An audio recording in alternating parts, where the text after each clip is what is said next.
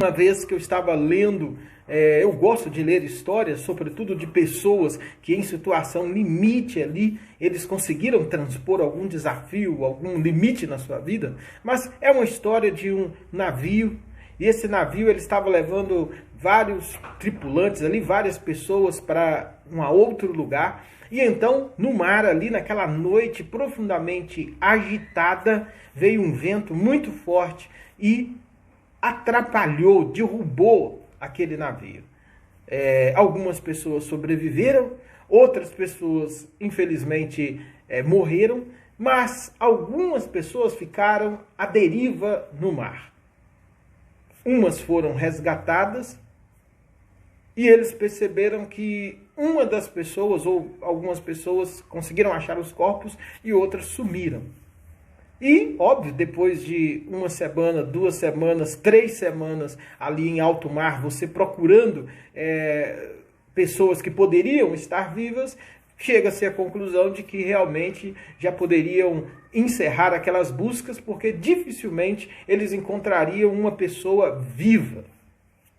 Passaram-se então 3 meses, passaram-se 4 meses, passaram-se aproximadamente 6 meses, passaram-se 7, 8, 9 meses e, óbvio, conclusão, não tem ninguém vivo, não sai ninguém mais vivo dessa situação. Eles desistiram de procurar, de continuar a busca.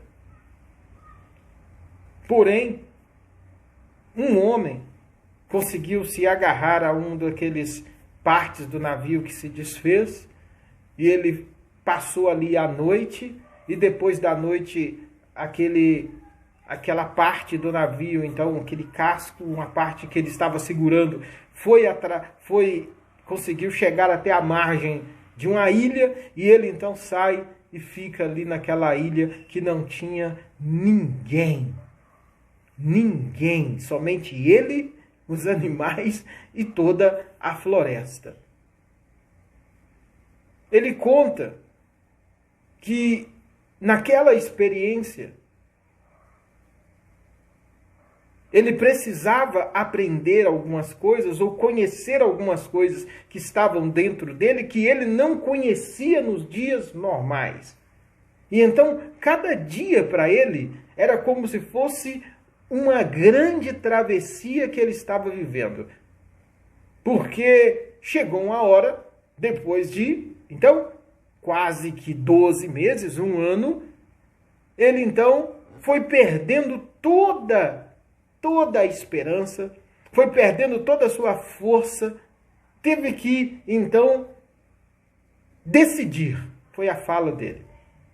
Eu vou ter que decidir se eu permaneço vivo ou se eu desisto e entrego os pontos.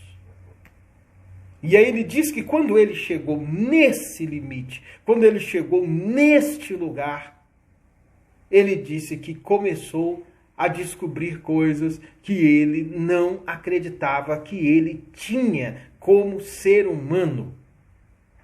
Ele conta que quando ele chegou nesse limite, dali para frente, algumas coisas começaram então a mudar. E é como se ele tivesse acessado uma dimensão muito profunda dentro dele, e a partir dessa dimensão, embora todas as circunstâncias ao seu redor dissessem que ele estava perdido, que ele estava morto, que ele não tinha condição de transpor aquele desafio, ao mesmo tempo ele fala que uma outra coisa dentro dele parece que era ativada para que ele pudesse transpor, então, aquele grande desafio. A verdade, na experiência dele, é que cada dia passou a ser um único dia. Ele teve que fazer toda uma readaptação da sua vida, da forma como ele pensava, das coisas que ele acreditava, para ele, então, buscar força em algum lugar dentro dele, para que ele não se entregasse ali à morte, não se entregasse a uma possível depressão, e aí não teria mais força de ir buscar o seu próprio alimento, não teria mais força de se proteger dentro de uma situação completamente adversa, não teria mais energia para poder viver cada dia na esperança de que seria achado. E aqui então eu já entrego para você um conteúdo disso que eu estou dividindo com você. Poder que eu, você temos, que o ser humano tem, de superar grandes tensões, de superar grandes crises, de superar situações que são completamente adversas e que chegam muitas vezes sem avisar. Quantas perguntas aquele senhor fez nesse período que ele estava ali, naquele lugar fechado, naquele contexto de que era só ele, os animais e a mata. Quantas perguntas, quantas questões foram colocadas ali. E é óbvio que num primeiro momento, é plausível que questões negativas povoem a sua mente. É plausível. É plausível que ele pergunte ao próprio universo, por que logo comigo? É plausível que ele, em algumas noites, sinta um desejo profundo de desistir. Tudo isso é plausível. Mas chega um momento do limite que ele precisa tomar uma decisão. Eu vou ativar essa força, essa potência, como nós chamamos na nossa metodologia de coaching, essa energia vital que me mantém vivo e que me integra a todo o universo e todo o cosmos dentro de uma relação sustentável.